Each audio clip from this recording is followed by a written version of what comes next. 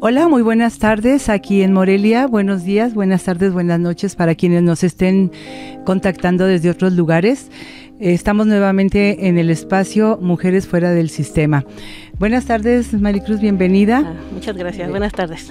Quiero comentarles que hoy va a ser una edición muy especial. Vamos a estar en vivo y nos van a poder ver y observar, no solamente escuchar. Y es un gusto que estés con nosotros, Maricruz. Por favor, preséntate. Sí. Gracias. Bueno, hola, buenos días, buenas tardes, buenas noches para todos y todas. Bueno, yo me presento como, pues simplemente Maricruz Barajas. Soy bióloga de formación. Algunos saben, bueno, tengo una maestría ahí en Desarrollo Rural Regional. Soy doctora en Ciencias del Desarrollo Sustentable y bueno, acompañante de muchas, algunas causas, no muchas, algunas causas y de diversas mujeres. Y bueno, un gusto siempre aquí colaborar con ustedes, Rosalba. Gracias, Maricruz. Bueno, como les decía, el día de hoy vamos a tener una edición especial porque vamos a hablar de una gran mujer precursora del feminismo que la verdad aportó mucho a través de la literatura. Ella siempre buscó esa individualidad de la mujer, no solamente en la vida profesional, sino también en su vida personal. Escribió libros muy importantes y estamos hablando de Virginia Woolf. Ella, su nombre real era Adelina Virginia Woolf, más conocida como Virginia Woolf. Fue una escritora británica, autora de novelas, de cuentos, de obras teatrales y demás obras literarias, considerada una de las más destacadas figuras del vanguardismo y del modernismo anglosajón del siglo XX y del feminismo internacional. Nació un 25 de enero de 1882 en Kensington, Londres, Reino Unido. Falleció el 28 de marzo de 1941 en Lewes, Reino Unido. Entre los trabajos editados, voy a batallar un poco con la pronunciación porque está en inglés y no tengo mucha práctica, pero voy a tratar de darlos y que se entienda. The Letters of Vita Sackville West fue uno de los principales. Luego hablamos también un poco de las organizaciones fundadas, el Círculo de Bloomsbury en Hogarth Press. Durante el periodo de entreguerras, Woolf fue una figura significativa en la sociedad literaria de Londres y miembro del grupo de Bloomsbury. Sus obras más famosas incluyen las novelas La señora Dalloway, El faro, Orlando, una biografía, Las olas y un breve ensayo sobre una habitación propia en 1929. Todo esto sucedió entre 1925 y 1929. Con su famosa frase, una mujer debe tener dinero y una habitación propia si va a escribir ficción, fue redescubierta durante la década de 1970 gracias a ese mismo ensayo, uno de los textos más citados del movimiento feminista, el cual expone las dificultades de las mujeres. Bueno, con esta breve semblanza de esta mujer, quiero decirles que obviamente que fue pionera, que fue la que abrió el camino un poco hacia esa independencia en muchos sentidos que las mujeres requerimos. Muchas mujeres hemos seguido su huella, nos hemos encontrado en el camino, practicando, tomando en cuenta todos sus escritos, su literatura, para trabajar en pro de los derechos de las mujeres y de las niñas ahora tomadas en cuenta, porque antes ni siquiera se tomaba en cuenta. ¿Qué nos compartes sobre esto, Maricruz? Híjole, ¿qué les comparto?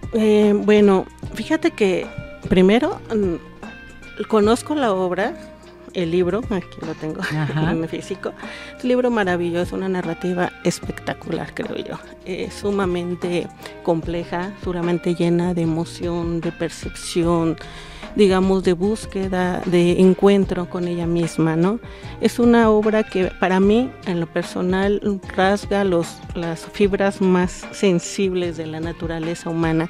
Y yo creo que, bueno, pese a que lo leí ahí en tu biografía un poco, su obra fue criticada por reducirse al estrecho mundo de la intelectualidad inglesa.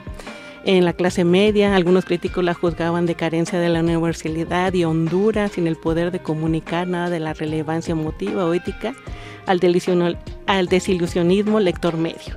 Entonces, fue muy criticada, digámoslo de alguna manera, como todas las mujeres que se atreven. Y creo que este libro nos deja ver un requerimiento en la actualidad que tenemos que estar mencionando constantemente. Primero, una habitación propia. Es una invitación, primero, a la reflexión. ¿Cuántas mujeres realmente tenemos una habitación propia?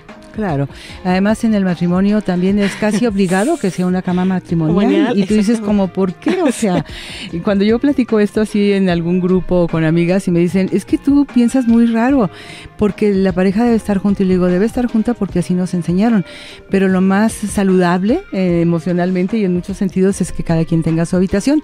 Bueno, y entonces cuando hablamos del sexo, ¿cómo le haces? Le digo, pues mira, tú vas al cuarto de él o él va a tu cuarto o en el camino nos encontramos, pero claro, definitivamente eso no tendría que ser problema, ¿no? Por supuesto. Pero la independencia de tu espacio, de tu sueño, de no querer escuchar una televisión, en esa época no había todo esto, ¿verdad? Pero una música, de querer leer tranquilamente, de dormirte a la hora que tú quieras, de no oír ronquidos, o que la otra persona no oiga ronquidos también, y que tampoco la otra persona escuche radio, televisión. Claro que es muy saludable una habitación propia, pero no es todavía comprendida esos fundamentos. No, y tampoco introyectada, creo bien. Y bueno, esta cuestión que estás mencionando, Rosalba, es un libro que se publicó hacia 1929. Y han pasado casi más de 90 años desde su publicación. Y sigue llamando la atención por su vigencia. Claro. Esta vigencia de estas necesidades que estás mencionando tú, ¿no? Pero esta cuestión nos coloca entonces en una disyuntiva. Primero, qué bueno que siga vigente, pero qué malo que no nos alegre. Qué malo que nos impacta. Qué malo que nos siga doliendo. ¿Y por qué nos duele? Bueno, precisamente es un pensamiento totalmente nacido de una mujer con duelo sin resolver, de una mujer incomprendida en su tiempo, en su espacio, por los procesos políticos, socioculturales de la época. Una mujer que se atrevió a reflexionar no solamente sobre su quehacer cotidiano, sino sobre el quehacer cotidiano de cada una de nosotras. Sí. Y entonces nos colocó en un texto que plantea la necesidad de que las mujeres cuenten, primero, no solamente con un espacio físico, sino con un espacio moral, un espacio libre de pensamiento, libre de actuación, este espacio que debía ser metafóricamente complejo, tanto para quien lo vive, como para quien es, digamos, el fin de esta reflexión. 2, sobre la importancia de que las mujeres escribamos. Bueno, eso sí ya entramos en un terreno muy peligroso, ¿no? ¿Cuántas veces se utilizaron seudónimos de hombres para poder que tus escritos fueran, o los escritos de ellas fueran aceptados? ¿Y cuántas reflexiones nos deja esto?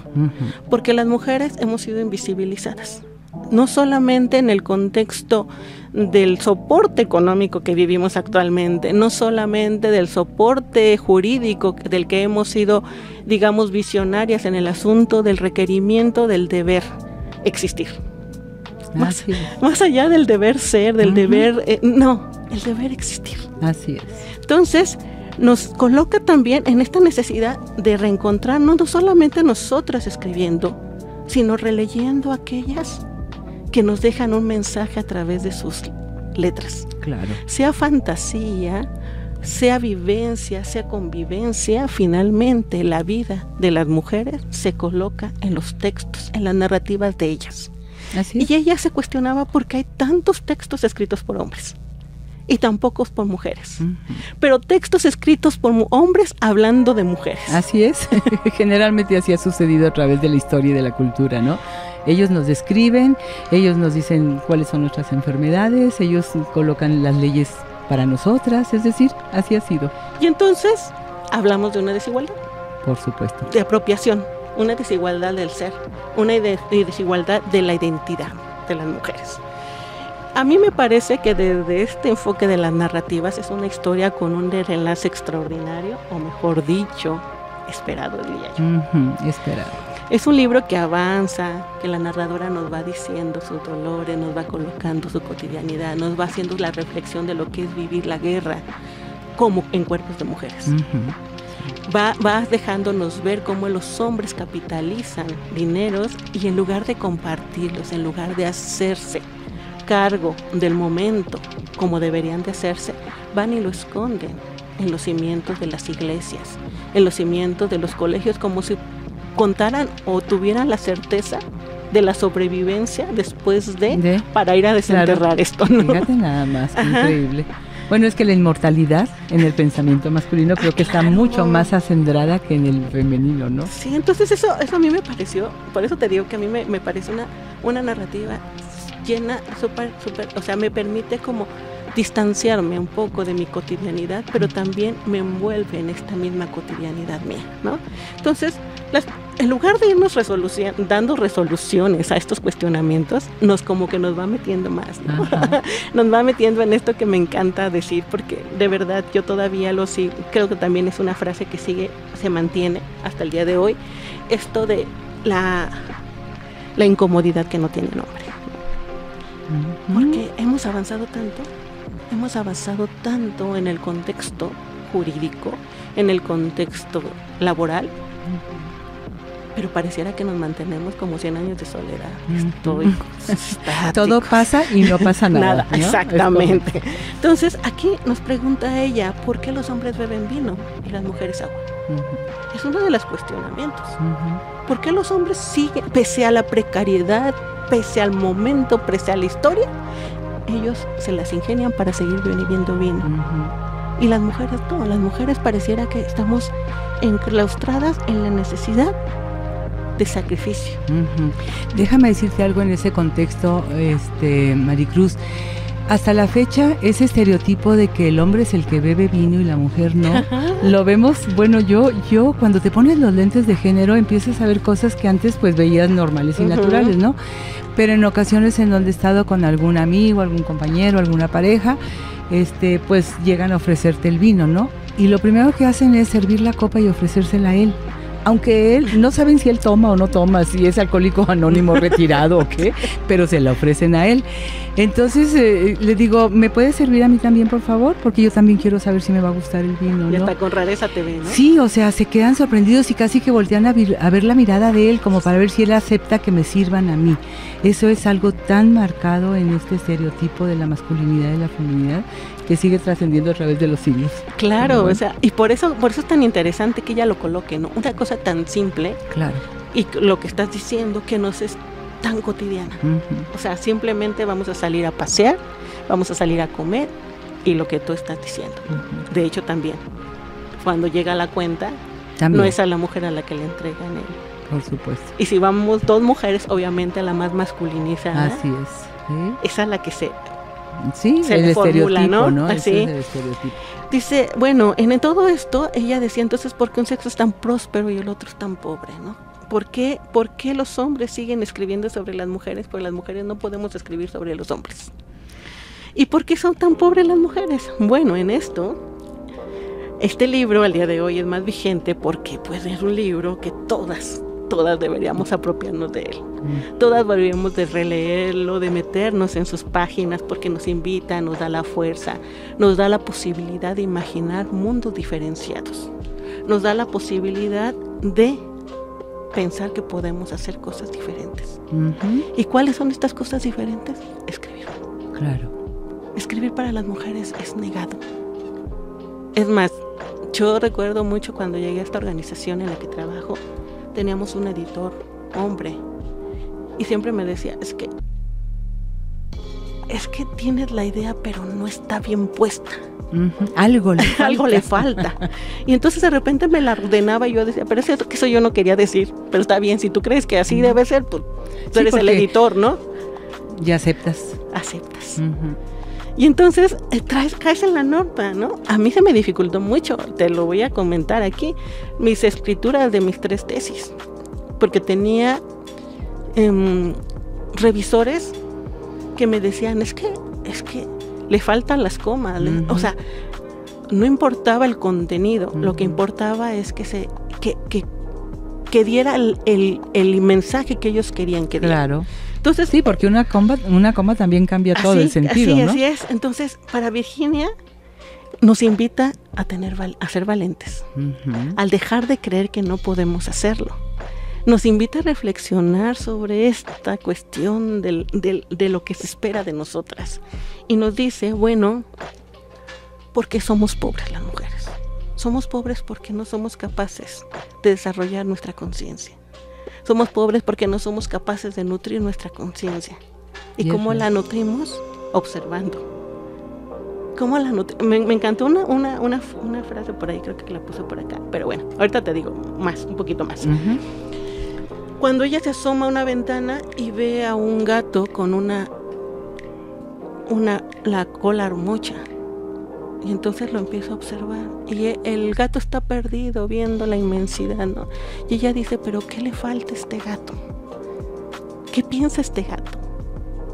Y de repente se ve como reflejada, ¿no? En ese gato. ¿Qué le falta? Increíble, ¿no? Sí, entonces esto ya dice, bueno, ¿qué hemos estado haciendo las mujeres que pese a trabajar tantas horas, no hemos podido hacer una riqueza propia? Pues sí. ¿Qué hemos estado haciendo? ¿Por qué no tenemos bienes? Bueno, ¿será que nos empolvamos mucho la nariz? ¿Será que nos pasamos viendo los escaparates soñando con el vestido y los zapatos? Hay algo de eso, ¿eh? ¿Será que nos encanta lucirnos en Monte Carlo? ¿Qué es lo que está pasando con las mujeres? Porque con el trabajo que hacen, podríamos hacer una fortuna. Pues resulta que cae en la cuenta, ¿no? Una mujer tiene un periodo de caducidad. Ah, caray. Bueno, yo lo había entendido y lo sabía, pero a ver, en este contexto, ¿cómo lo planteamos? ¿Y cómo podemos aguantarnos? ¿Y por qué dice ella? Bueno, porque la mujer tiene una edad reproductiva. Y en esta edad reproductiva hay 9 meses antes del nacimiento de la niña o el niño. Nace la niña, nace el niño, ¿y quién lo cuida? Pues la mamá, obviamente. No puede ser de otra manera. Ajá, lo cuida, lo amamanta y pasa cuidándolo, amamantándolo, viendo por su bienestar físico, emocional, 5 años más o menos. Sí. Pero dice ella, ¿realmente podemos sacudirnos después de esos 5 años? Creo que no, creo que no, y menos sin el apoyo del varón. Así es, o sea, es real. No nos sacudimos esa obligación, esa responsabilidad, y este comentario no va en el sentido de que dejemos de amar a nuestros hijos o de cuidarlos, nunca, o sea, es parte de nuestra vida y muchas veces nosotras elegimos esta maternidad y a veces no, pero aún así esa responsabilidad sigue siendo parte de la mujer, desafortunadamente, porque yo comentaba eso del amamantamiento, porque sí, muchas mujeres y la propia Secretaría de Salud también, ¿cómo te explico? Como que propone que la maternidad sea el mayor tiempo posible. Yo digo, ojalá que sea algo que esté realmente médicamente comprobado que así es, y que no sea otra forma del patriarcado de mantenernos un poquito en nuestro espacio que nos han reservado, que es el espacio privado, ¿no? Pero a ver, vamos a continuar con esto. Es que me parece maravilloso lo que estás diciendo, porque siempre me lo he preguntado. Sí, yo creo que los niños tienen un derecho, o como seres humanos tenemos derecho a la vida y una vida digna. Esta vida digna, no sé por qué está vibrando tanto nuestra cabina, sí. Nuestra cabina. Ajá. Ok, ya. Perfecto. Perdón por el vibramiento. Pero este derecho a ser alimentado, cuidado adecuadamente, ¿por qué se extiende tantos años? ¿No? Sí, también esa es mi pregunta. ¿Y por qué recae en un solo cuerpo? Así es. Sí, ¿y por qué tiene que ser de manera natural, orgánica, y no con una fórmula adecuada, ¿no? Claro, ahora ya las hay, quizá en la antigüedad no, pero ahora ya las hay, y hay muchos aditamentos y biberones de todo tipo y muchas cosas, ¿no? Entonces también a mí me sorprende esto. Pero bueno, están en su derecho, y también las madres que quieren amamantar a sus hijos ¿también? Hasta que sus hijos digan ya no, eso también es una decisión y un derecho personal, tanto de la madre como del hijo. Así es. Pero bueno, ella decía, bueno, haciendo una referencia a esto, ¿por qué mi madre y la madre de su madre y la madre de su madre nunca pueden amasar grandes riquezas? ¿Por qué? ¿Por qué no pueden ser dueñas más que de un solo, ella decía, un solo penique, ¿no? Y si hubiera escondido todo esto que ella trabajó durante los años en los cimientos del colegio, de la biblioteca, ¿en algún momento podría acceder a ello? No creo, ¿no? Así es, ella lo dice, ¿no? Es casi una locura. Es casi una locura. ¿Por qué? Porque hasta su momento de ella, las mujeres no eran capaces ni de generar una riqueza propia, ni de salir al mercado laboral. Claro. Y ahora, volviendo a retomar esta reflexión que estamos haciendo tú y yo, bueno, aunque ingresemos al mercado laboral, nuestras condiciones son totalmente diferentes. Y lo platicábamos hace 5 minutos. Sí, totalmente. Totalmente diferentes a cómo se hacen de forma formal, ¿no? Y reconocida. Entonces, dice ella, en caso de poderlo ganar, la ley le negaba el derecho de poseer el dinero. Porque si no eran dueñas de su vida, pues mucho menos de su dinero. Y el que lo iba a administrar era el Señor. Exactamente. Entonces, en los siglos anteriores, su propiedad monetaria era de su marido, del hijo, del el varón. El varón. En la actualidad, no sé cómo se ve, pero bueno, de alguna manera yo sí creo que las mujeres seguimos trabajando exageradamente horas y realmente las ganancias son muy pobres. Muy pobres. Y las condiciones siguen siendo muy precarias para un 80% de la población de las mujeres, y el otro 20%, pese a que dice que vive condiciones igualitarias, pues tiene sus bemoles, dicen por ahí, ¿no? Sí, es cierto, claro. Entonces, pues ella dice, bueno, finalmente no tenemos dinero para la sobrevivencia, menos vamos a tener dinero para las perdices, para el vino, para comprarnos libros, cigarros, para las bibliotecas, para los pasatiempos. Esto todavía no es posible. Así es. Fíjate que han cambiado algunas cosas, sin embargo, en la generalidad de las mujeres en nuestro país y en muchos países, no hemos logrado tener ni siquiera un pequeño ahorro. Te lo digo en la experiencia con mujeres que han tenido que acudir por la violencia vivida a los refugios. La mayor parte, te puedo decir que el 95-98% llegan sin un centavo. Llegan habiendo esperado toda la noche en una plaza para que amanezca, para ir a la oficina donde tienen que solicitar el apoyo, ¿no? El trabajo que ellas realizan en su hogar y que realizamos muchas mujeres en nuestro hogar, ahorita ya está reconocido y está revaluado, es decir, ya está monetizado. Y ya sabemos que es en un mínimo de 250 pesos diarios lo que ganaría una mujer que está llevando a cabo un trabajo doméstico. Y de ahí para arriba, dependiendo de la zona, del número de personas, del tamaño de la casa y lo que tú quieras. Sin embargo, la mujer que está de ama de casa no percibe nada, o sea, no tiene vacaciones, no tiene horario, no tiene nada. Es impresionante, ¿no? Una mujer externa que se dedica como ama de casa, pues sí tiene su horario de entrada, de salida, tiene su salario. Ella dice, yo no trabajo los sábados y los domingos, y no va, y pues a ver cómo le haces tú o quien la requiera, ¿no? Sin embargo, el ama de casa está ahí las 24 horas y obviamente nunca tiene la capacidad de ahorrar. Y eso ha sido una de las cosas que han obligado a la mujer a permanecer en el ciclo de la violencia. Bueno, no me quiero salir del tema. No, es que es parte del tema. Claro que es parte del tema. ¿Y sabes por qué? Porque en su referencia y en su vida, Virginia Woolf no solamente fue una persona que vivió abandonada, no solamente fue una persona que vivió, esta mujer que vivió bajo el techo de una familia construida, que pierde a sus padres, y estos padres que la dejan al cuidado de su hermana, por eso te decía, eran duelos no resueltos. Así es, sí. Emocionalmente la vuelven inestable, emocionalmente la vuelven, si tú no resuelves tus problemas emocionales, no puedes ser un ser integral. Pero también sabes que la volvieron, desde mi punto de vista, Maricruz, con todas esas reflexiones, con todos esos abandonos, esas experiencias de la incapacidad de crear un patrimonio, de tener un espacio propio para hacer para lo que ella tenía talento, la convirtieron también con todas esas reflexiones en una amenaza pública. Las mujeres que nos convertimos en cuestionadoras de un sistema, nos convertimos en una amenaza para el sistema. Entonces el propio sistema está buscando la forma de, pues de que ya no estés ahí, ¿no? De que no incidas tanto, porque al incidir las mujeres en todos estos cambios sociales que estamos propugnando, pues ha sido porque no nos hemos sentido ni contentas ni felices en la forma en que hemos sido ni valoradas ni tratadas, ¿no?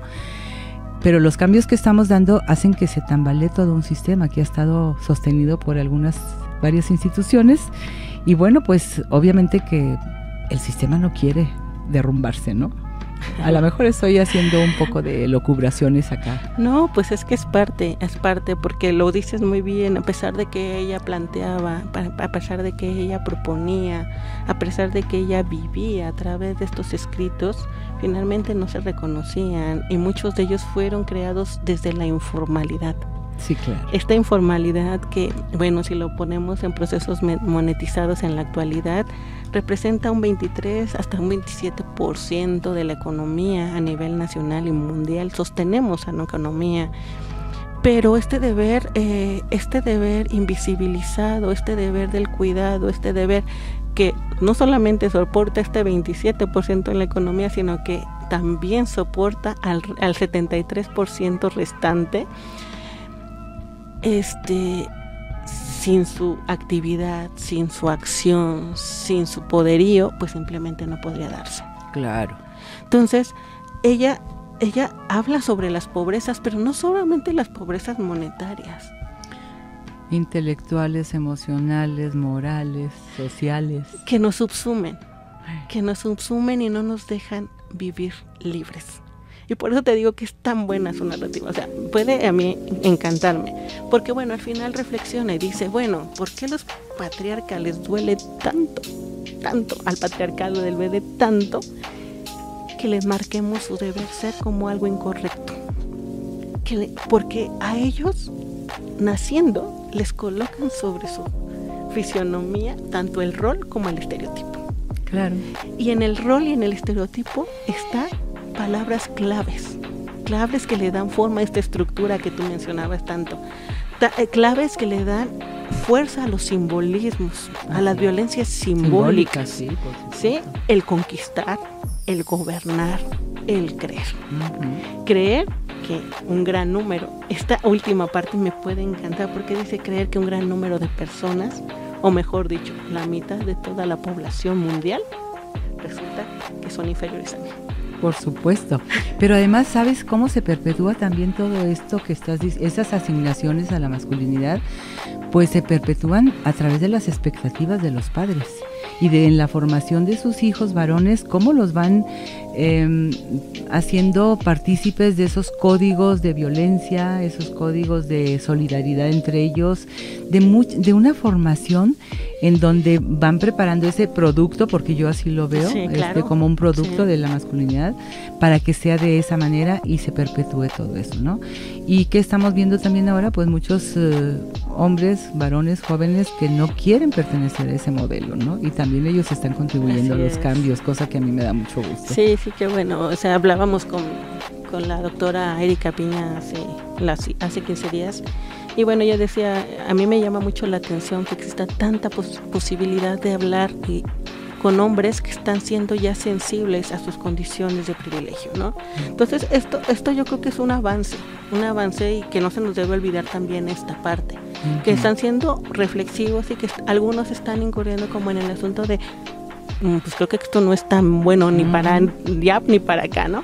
Pero bueno, en la época de Virginia Woolf no era posible, ¿no? Y entonces ella dice, pues esto de conquistar, de gobernar y de la creencia, pues ¿dónde nos deja a las mujeres? Pues nos deja en el asunto justamente de la desigualdad, de la discriminación y sobre todo de la invisibilización. Y yo siempre me encanta decirlo, de la expropiación. Claro. Y del colonialismo, ¿no? Y de la violencia por la discriminación, sí, ante las oportunidades, ante el desarrollo personal y ante todas esas necesidades que como seres humanas también tenemos las mujeres, ¿no? Claro. Entonces dice, esto, sin lugar a dudas, es la fuente del poder del patriarcado. Así es. Y lo dice muy clarito. Entonces, se cuestiona por qué a los hombres les intranquiliza tanto la crítica de la mujer. ¿Por qué a las mujeres no les pueden decir este libro es malo? O sea, no les podemos decir ese libro es malo, ese cuadro está flojo, o lo que sea, sin causar mucho más dolor o causar mucho más cólera de lo que les causaría o provocarían sus iguales. ¿Por qué? Pues simple, porque ellas se ponen a decir la verdad, la imagen del espejo se encoge. Claro. La imagen del espejo se deja de ser robusta y el hombre, con su vida, con sus privilegios, con sus formas, se ve disminuido. Y eso no lo va a permitir. No, es una confrontación muy fuerte, la verdad, ¿eh? La crítica de la mujer o las observaciones que hagamos a los actos de la masculinidad del hombre, pues generalmente los deja mal parados, pero no son inventos, porque luego también mucha gente dice, es que ustedes exageran, ustedes ya quieren que seamos... No, simple y sencillamente que haya respeto, que no haya violencia, que haya un mejor reconocimiento, que no haya discriminación. Esas son las observaciones que hacemos, ¿no? Claro, es una necesidad de una propuesta inmediata, ¿no? Es la habitación propia, por lo tanto, revela tanto una evolución del reconocimiento de todo aquello que me lastima, de todo aquello que me duele, de todo aquello que me incomoda, pero también es una revelación de las circunstancias en las cuales, pese a estar todo el tiempo en la reflexión, en la construcción, en la deconstrucción del deber ser, mi ser y mi posibilidad de ser se ven ensombrecidas. Totalmente, sí, y totalmente, bueno, finalmente controlada también, ¿no? Porque si yo no puedo lograr tener una habitación propia, no puedo lograr tener un recurso económico propio, no puedo lograr salir como sucedía en esa época a las 11 de la noche a tomarme una copa, pues entonces el sistema, otras personas, mi familia, no sé quién, pero tienen control sobre mi vida, ¿no? Exactamente. Y eso yo creo que es lo más, por eso te decía yo al inicio, pareciera una historia con un desenlace extraordinario, sin embargo es una historia con un desenlace esperado porque las condiciones, pese a que han pasado 90 años, siguen siendo muy semejantes.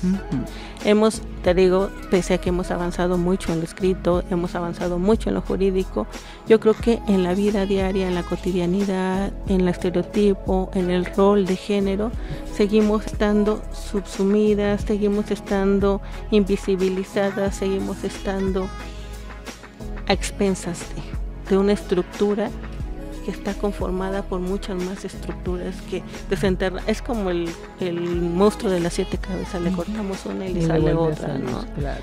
Entonces es un asunto muy muy complejo. La habitación propia es un requerimiento, es un llamado de esperanza, es un llamado de desesperación. A mí lo que me sorprende mucho de Virginia Woolf en toda esta narrativa, que la estuve revisando y de verdad me estaba como... Es que sí pega. Me derrumba. Aunque uno no quiera, sí pega. Sí, porque tenía la posibilidad, fíjate, era una luchadora. Eso nos queda claro. Claro, por supuesto. Era una luchadora que nunca dejó de creer, pese a las circunstancias y a su enfermedad, ¿no? Porque tenía una enfermedad emocional derivada de todas estas cotidianidades, de todas estas experiencias de vida y sobre todo pues de la imposibilidad de tomar algún paliativo que le hiciera como por lo menos adormecer la conciencia. Así es. Entonces es una mujer que yo valoro extremadamente porque fue creativa, porque tenía el valor de la creación, de la experiencia y sobre todo de la posibilidad de dejarnos algo a todas las que seguíamos, ¿no? Y a pesar de todas esas circunstancias en las que vivió, ¿no? Ajá. ¿Por qué las circunstancias de las mujeres tienen que seguir siendo tan fuertes? ¿Por qué las circunstancias de las mujeres tienen que ser tan dolorosas? Es otro de los mensajes de este libro, de este texto que nos coloca en la necesidad de visibilizarnos, de analizar no solamente nuestras posibilidades, digamos, en dineros, en monetarias, sino en las posibilidades emocionales y de vida. Así es. Porque la vida no está completa si no auscultamos también hacia adentro, no solamente hacia afuera y lo que el capitalismo y nos pide y nos dice que tenemos que estar todo el tiempo capitalizando, apropiándonos, interiorizando, acumulando basura emocional y física. Claro. Sino más bien, ¿qué hacemos con estas posibilidades o con lo que tenemos en este momento? Y bueno, finalmente pues Virginia Woolf sucumbe, ¿no? Sí, a su emoción. Así es, porque lo que tú dices es real. Mira, todo lo que se nos incita y se nos va estimulando a que veamos y que observemos y que critiquemos y que practiquemos hacia afuera, nunca hay ese mismo interés porque lo hagamos hacia adentro. Cuando hacemos ese ejercicio hacia adentro de nosotras, pues es cuando empezamos a reflexionar y a pensar qué quiero, qué no quiero, qué me gusta, qué no me gusta, a qué estoy dispuesta, a qué no estoy dispuesta, ¿no?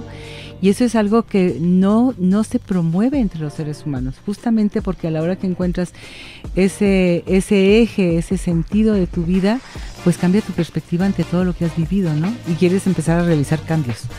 Y los cambios, pues obviamente que a muchas gentes y a muchas instituciones y a muchos sistemas, pues no les parece. Sí, totalmente.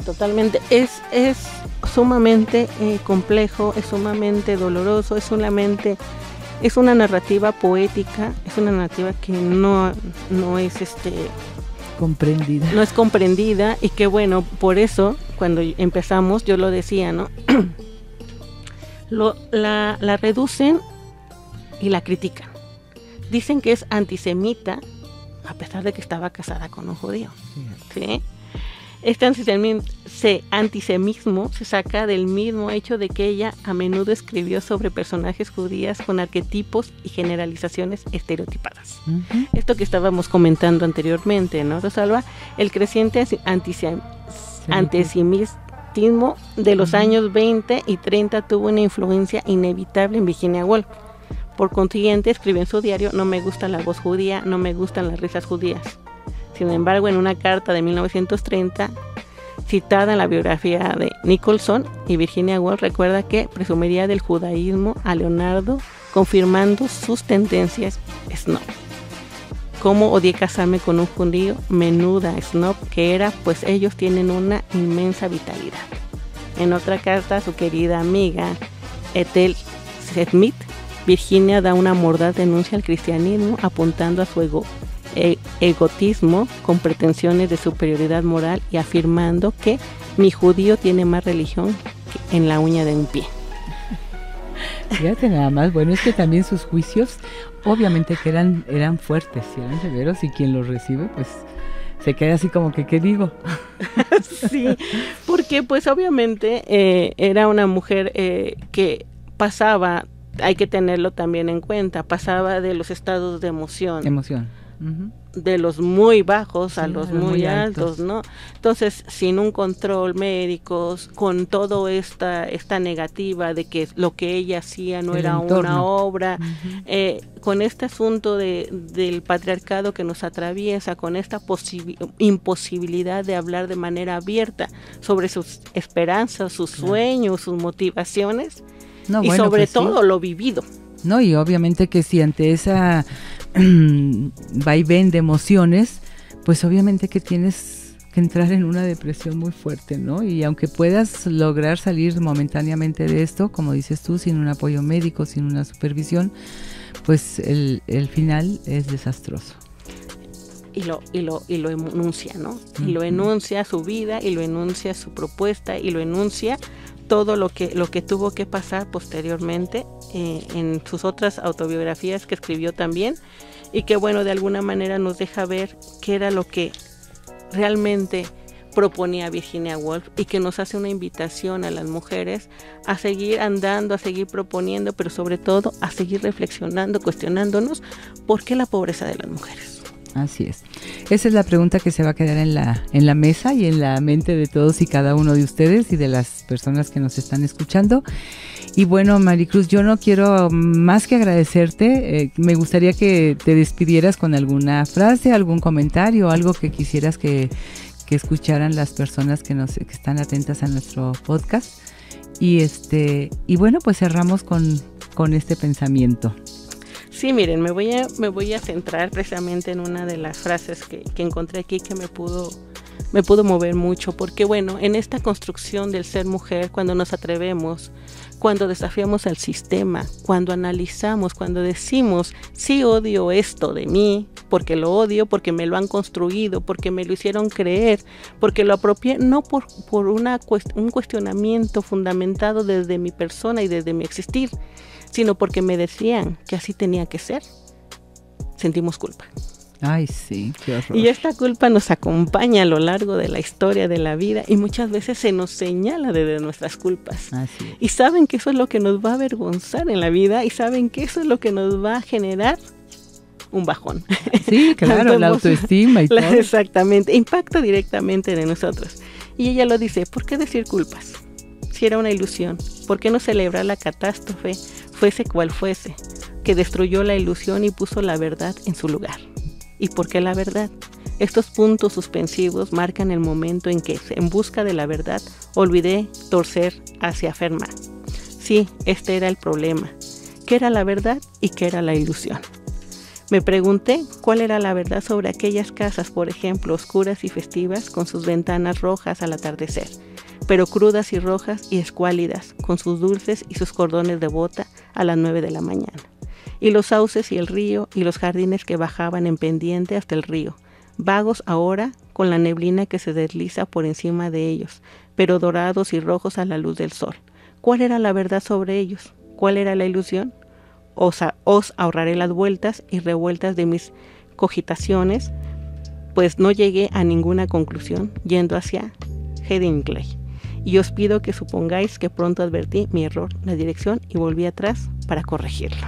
Qué bárbaro, ¿no? Bueno, además de todo lo profundo de su análisis y de su pensamiento sobre el entorno y sobre todo lo que ella está viviendo en ese momento, pues la forma de escribirlo y de describirlo es poética, como lo dijiste, sí, ¿no? Es una narrativa que no nos dice las cosas tal cual quisiéramos escucharlas, Ajá. sino que nos invita a hacer una profunda reflexión. Así es. Una reflexión de por qué esto que supuestamente para mí está siendo sano, está siendo liberador, al otro le incomoda. Sí.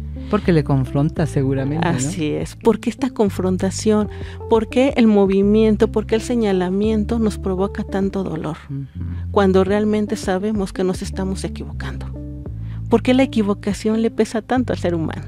Pues sí, porque es un juicio muy fuerte, ¿no? Del resto de la humanidad que está señalándote por algo.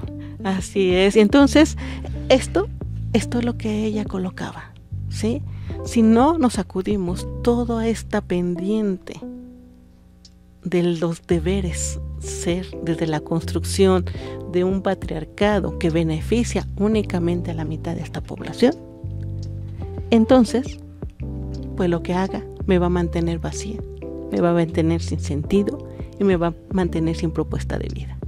Yo siempre lo digo y se lo dije ayer a una compañera muy querida, de verdad, cuando estés muy triste, escribe. Y sí. Cuando estés alegre, escribe. De verdad, no dejes de hacerlo porque ahí está tu esencia.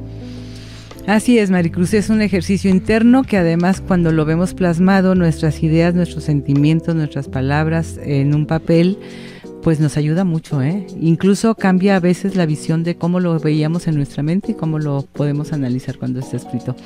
Ha sido un placer estar contigo, Maricruz, ojalá que no sea la única vez, y bueno, hablar de Virginia Woolf es un tema que tiene para mucho, ¿no? Pero agradecemos muchísimo todo este contexto en el que nos hizo incluirnos, involucrarnos, Maricruz, en la lectura de este libro. Muchas gracias a todas, a todos ustedes. Nos vemos en el próximo podcast de Mujeres Fuera del Sistema. Gracias. Hasta luego.